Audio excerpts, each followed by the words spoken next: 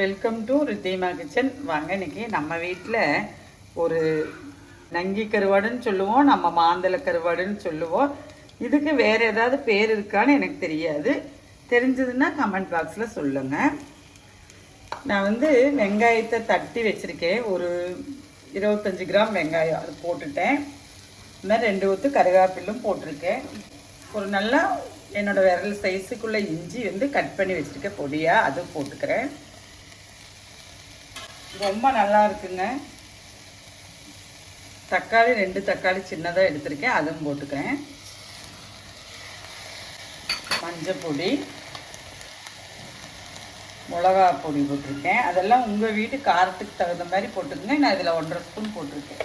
அதுபோல் மல்லி 1 ஸ்பூன் போட்டிருக்கேன். நல்லா கலந்து விட்டுடுறேன். பாருங்கள், இதில் தேங்காய் எண்ணெய் 1 ஸ்பூன் விட்டுக்கு போகிறேன். புளி நம்ம வீட்டுக்கு தேவையான அளவு எடுத்திருக்கேன். எல்லாமே நம்ம வீட்டுக்கு தேவையான அளவு எடுத்திருக்கிறேன். காரம் புளி எல்லாமே.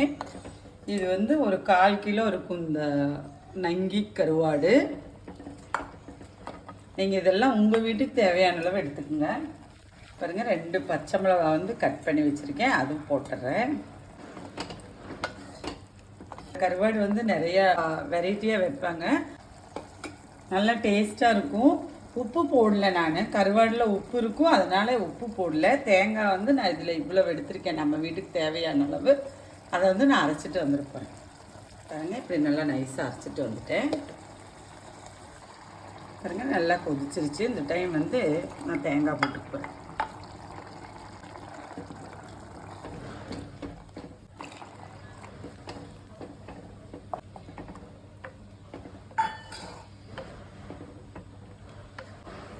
குழம்பு இப்படி தான் இருக்கும். நான் உப்பு போடலை, கருவாட்டில் உப்பு இருக்கிறதுனால நீங்கள் அதை போட்டுட்டு பார்த்துட்டு உப்பெல்லாம் போட்டுக்கலாம். கருவாடு போட்டுட்டு கொஞ்சம் நேரம் வெயிட் பண்ணிவிட்டு ஒரு 1/4 மணி நேரம் கருவாடு ஊறிட்டு அதில் குழம்புல எவ்வளோ உப்பு இருக்கோ அப்படி போட்டுக்குங்க. இல்லைன்னா சாப்பிடும்போது போட்டுக்குங்க. குழம்பு ஒரு கொதி கொதிக்கிட்டோம். தாளிப்பை பார்க்கலாம். தேங்காய் எண்ணெய் ஊற்றுருங்க. இதுக்கு தேங்காய் எண்ணெய் தான் இந்த குழம்புக்கு நல்லாயிருக்கும். எண்ணெய் அது மாதிரி உங்கள் விருப்பம், எவ்வளோ வேணாலும் ஊற்றிக்கிங்க. ஆல்ரெடி அந்த நம்ம குழம்புக்கெல்லாம் பரட்டி வச்சோம்லவா, அதில் 1 ஸ்பூன் எண்ணெய் விட்டுருக்கிறேன். இந்த ஸ்பூனில் 1 ஸ்பூன் வெங்காயம் போட்டுட்டேன். ஒரு 8 சின்ன வெங்காயத்தை பொடியாக கட் பண்ணி வச்சுருக்கேன். அது ஒரு கொத்து கருவேப்பிலும்.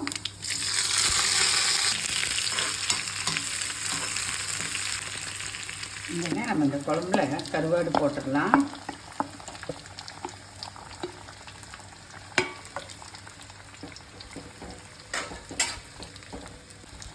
கருவாடு உடையக்கூடாது, சீக்கிரம் அந்த சூட்லேயே வேகமாக வெந்துடும்.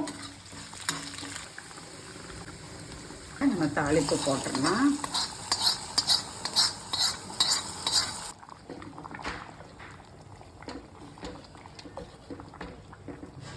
குழம்பு ரெடி ஆயிடுச்சு. பாருங்க, மல்லித்தலை போட்டுட்டு ஆஃப் பண்ணிட்டேன்.